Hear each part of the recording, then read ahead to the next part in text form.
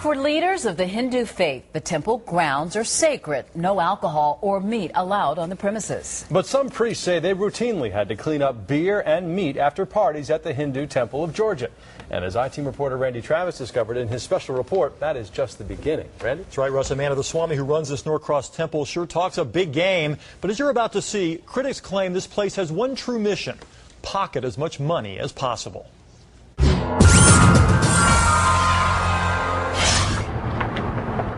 Before you enter the Hindu Temple of Georgia, you must leave your shoes outside. But on the inside, wallets are always welcome. How you want to do this? Well, I don't have any money on me now. That's fine. You can pay with your credit card. The I-Team took a hidden camera inside this Norcross temple to ask about renting the huge auditorium for a family reunion.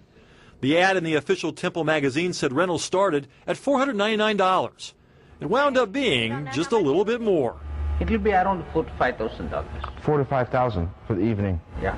Critics claim the temple operates as a money-making business for its Swami, or religious leader.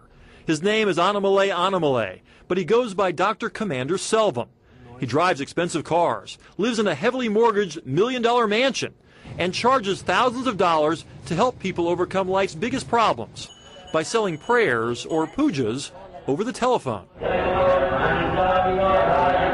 But even some of his priests are now giving Dr. Commander a new title: King of Greed. If a person comes to the temple, his first motive is how to get money from that guy. These two priests once worked at the Hindu Temple of Georgia.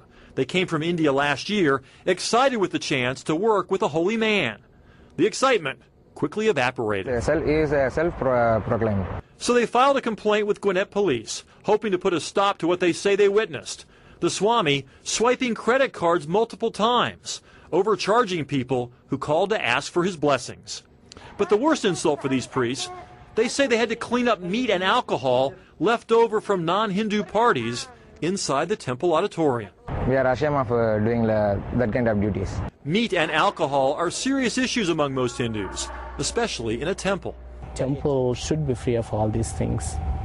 Even the building the temple is in? Even the building the temple is in, even the building, the premises of the temple, no smoking, no alcohol, no meat, no questions. So when the I-Team showed up to ask about renting the auditorium, we made it clear our one-night family reunion would involve lots of alcohol and piles of barbecue.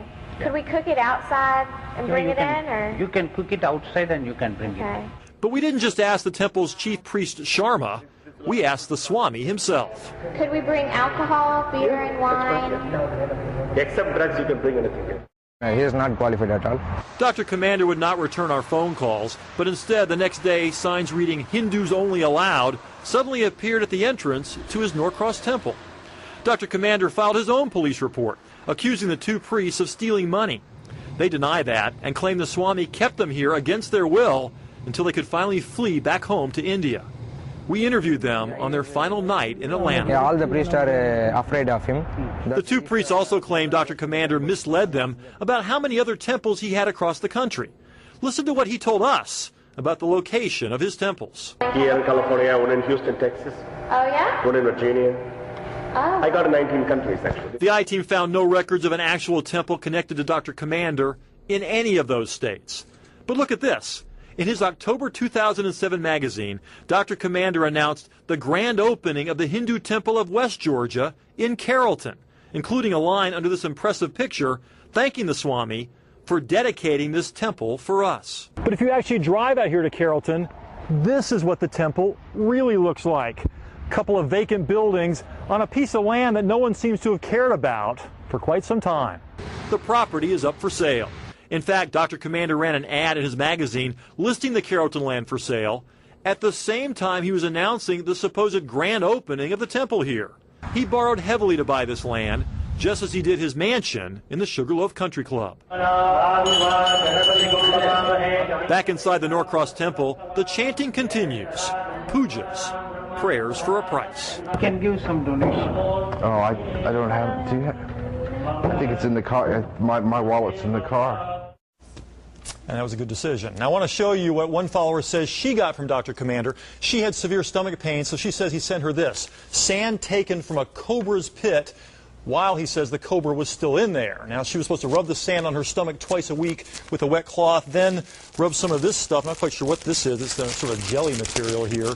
And for this and some prayers, she says she paid or was charged $13,000. She is fighting now. She's complaining to the Better Business Bureau, hoping they can help get back her money. He says this was a holy secret recipe. Did she feel better? No, she's actually sicker, to be honest with you, Oh, Amanda. that's By the sad. way, Dr. Commander faxed over another statement to us late this afternoon denying any credit card problems there at his temple. We'll have his full letter posted on my blog on myfoxatlanta.com tonight. A lot of reaction there already. Absolutely.